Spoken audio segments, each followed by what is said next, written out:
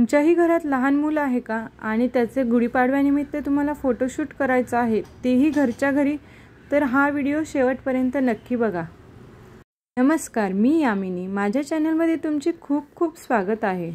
खरं तर हा व्हिडिओ 2 वर्षापूर्वीचा आहे। म्हटलं चला नववर्षानिमित्त तुमच्यासोबत शेअर करूया। तर माझं बाळ 2 महिन्यांचा असतानाचा हा फोटोशूट आहे। गुढीपाडव्याच्या आधी मी सिंपल आणि बेसिक असं डेकोरेशन करून त्याचं शूट केलं होतं।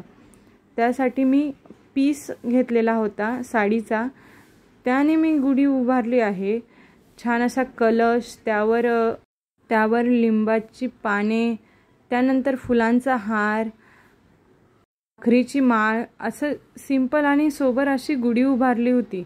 आणि पूजेचं ताट आणि आपला दैवत असलेला विठ्ठल रुक्मिणीची मूर्ती पण मी इथे ठेवली होती।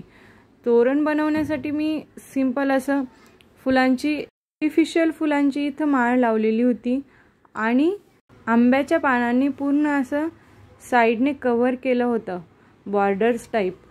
आणि तो तेव्हा 2 महिन्याचा होता, त्यामुळे गुलाबाच्या पाकळ्यांनी मी 2 असं लिहिलं होतं। आणि हो, कलश काढायला विसरू नका बरं का, मी कलश पण ठेवला होता।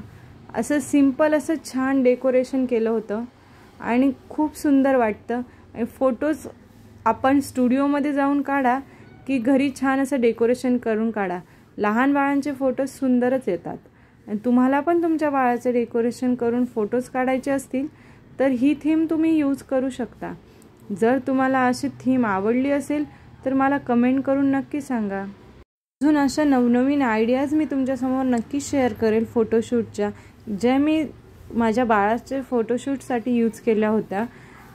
जर तुम्हाला हे आवडत असेल तर सबस्क्राईब करायला विसरू नका चॅनलला आणि बेल आयकॉन पण प्रेस करा, म्हणजे तुम्हाला व्हिडिओचं नोटिफिकेशन नक्की मिळेल। शेवटपर्यंत बघितल्याबद्दल धन्यवाद।